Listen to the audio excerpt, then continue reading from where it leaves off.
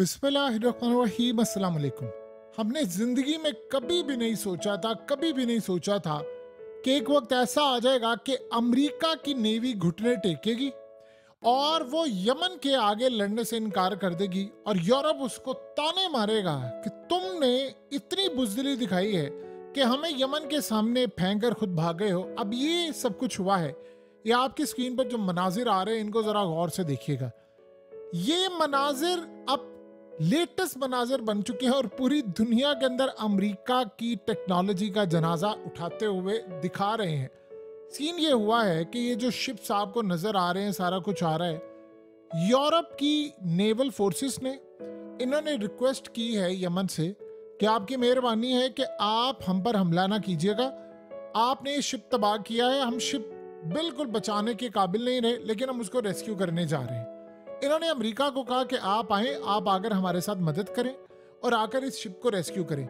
America इतना डरा हुआ है कि अमेरिका ने जाने से इनकार कर दिया और ये यूरोप की नेवल फोर्सेस आती हैं और यूरोप आया और आकर ये रेस्क्यू करने जा रहा है। आग लगी हुई है, इन्होंने जो ऑयल टैंकर तबाह किया उसमें से शोले भड़क रहे हैं, आग लगी हुई है और इतनी बुरी हालत है कि पहले तो अमेरिका का डिफेंस सिस्टम उसको रोक ही नहीं सका।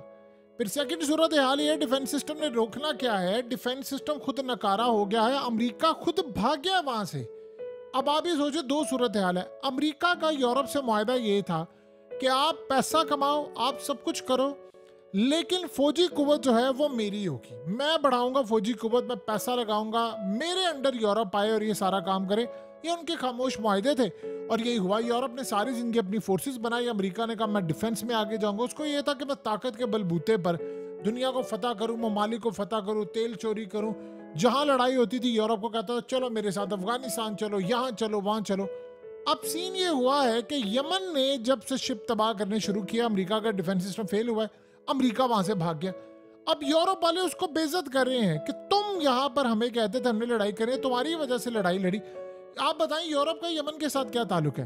ये लड़ाई असल में शुरू हुई थी कि इजराइल ने जंग शुरू की थी। इजराइल की जंग में अमेरिका उसको हथियार दे रहा था, तो उन्होंने सिंपल सा ये कहा कि हम अमेरिका नहीं, हम इजराइल के और उसके लिंक के जो भी जहाज होंगे उनको हिट करेंगे। बस इजराइल से उसका ताल्लुक बने, चाहे उसका माल जा रहा है कुछ हो। अब आप बताइए, इसमें कोई अमेरिका और कोई सूरत हाल तो नहीं थी। अमेरिका को कहा इजराइल ने कि भाई इनको सबक सिखाओ, वो लड़ने के लिए आगे बरतानिया को भी ले गए। अब बरतानिया, अमेरिका और इनके साथ साथ आप सोचें अब इजराइल, बस इन तीनों के शिप्स तबाह हो रहे हैं। तो आप अंदाजा करें कि सारी सूरत हाल में अब अमेरिका भाग गया है यहाँ से। पहले मैं ये रोकूंगा, मैं वो रोकूंगा, वो भाग गए वहां से। अब आप सोचें यूरोप की फोर्सेस, उन्होंने काम क्या किया कि वो यमन के तरले कर रहे हैं, उनसे रिक्वेस्ट की कि आपकी मेहरबानी है कि आप हमें जाने दें।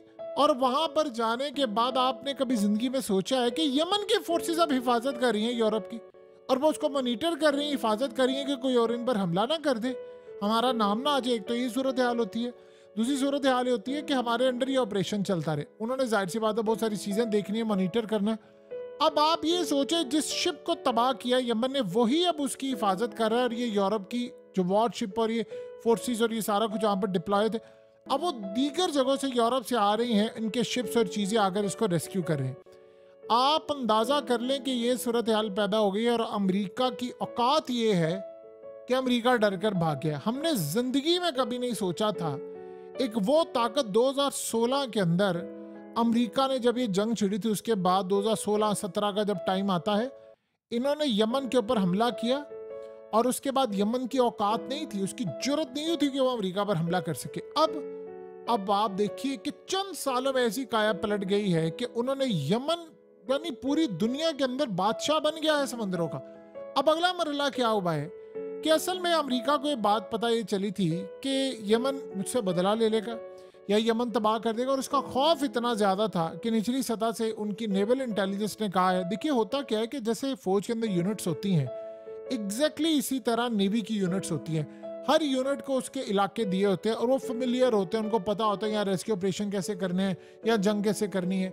अब रेड सी की जो यूनिट्स हैं, आप ये सोचें कि वो कहती हैं कि उनके जो फौजी गए वापस और नेवल फोर्सेस के, उन्होंने कहा कि हमने दुनिया में ऐसा बदतरीन दुश्मन नहीं देखा, ऐसी फोर्सेस नहीं देखी।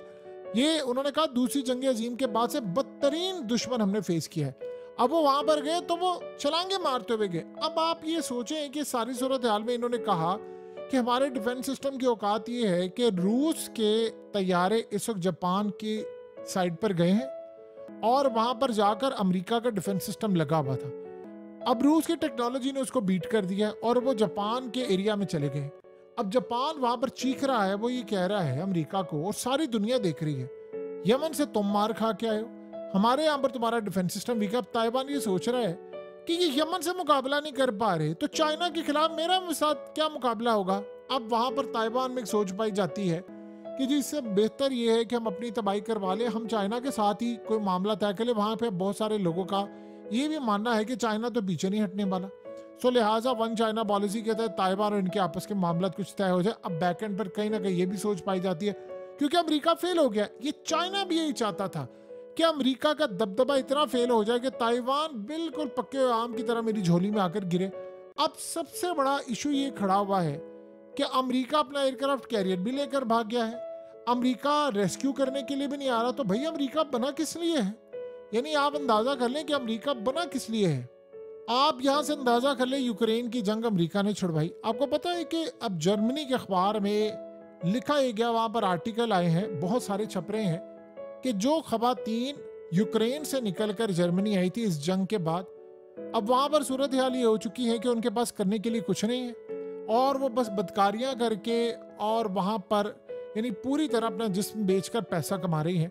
यानी इन्होंने अमेरिका के पीछे लगकर जंग की और यूक्रेन की हालत अब ये हो गई कि क्योंकि वो दुनिया की सबसे ज्यादा खूबसूरत तरीन यानी खवातीन होती हैं, सबसे ज्यादा दुनिया में अगर समझ रहे खूबसूरत तरीन हुस्न पाया जाता है, या तो वो शाम में होता है या फिर रूस वाली साइड पे, लेकिन यूक्रेन बहुत ही ज्यादा खूबसूरत है, तो वहां से यूक्रेन के लोग हैं। अब आप जरा अंदाजा कर लें कि सारी सूरत हाल में अमेरिका के साथ जंग लड़ी और कहा जी यूरोप दरवाजे खोल दे, वहां पर जाकर उनके पास जॉब्स नहीं है, नौकरियां नहीं है, वो वक्ती तौर पर आए तो उन्होंने सोचा था कि जंग खत्म हो जाएगी, हम चले जाएंगे, इन्होंने लाकर उनको फंसा दिया।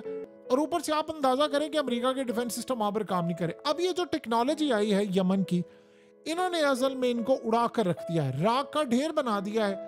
और अगला मरहला जो सबसे ज्यादा खतरनाक है, अमेरिका इसलिए नहीं गया कि पीछे हमले हो रहे थे, अमेरिका को यह पता है कि यमन ने असल में हम पर टारगेट करना है और यमन ने हमारे शिप्स को, जहाजों को बुरी तरह मॉनिटर करना। अब आप ये सोचें, आप एक मिनट के लिए अंदाजा करें अमेरिका क्यों आता।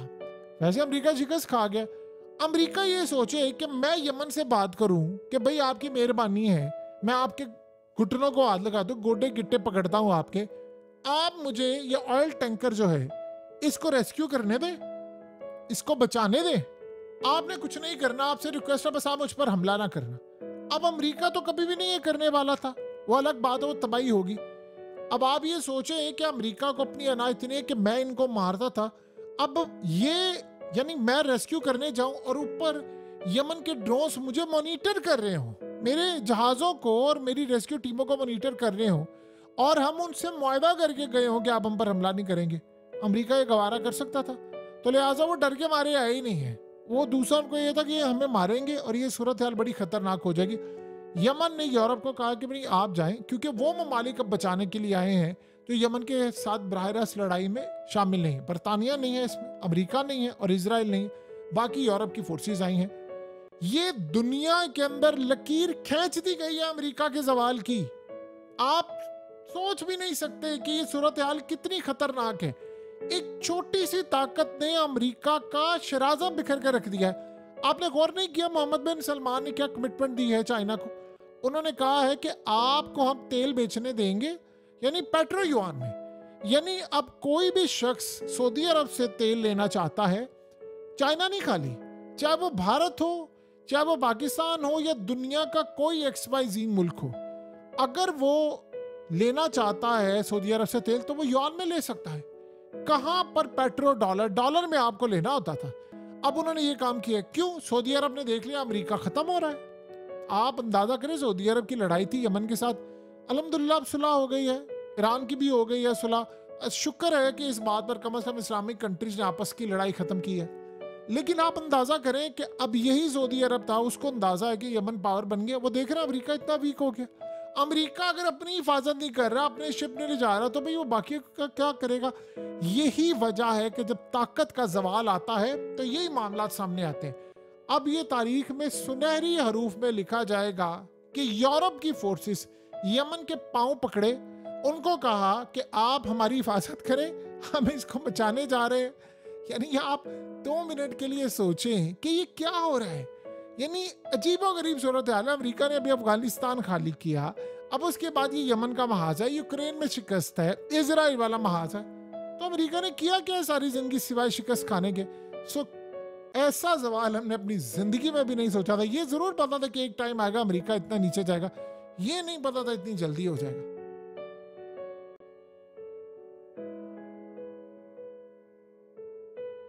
हकीकत टीवी को सब्सक्राइब करना मत भूलें, वीडियो को लाइक करें, शेयर करें और कमेंट सेक्शन में अपनी राय का इजहार जरूर करें।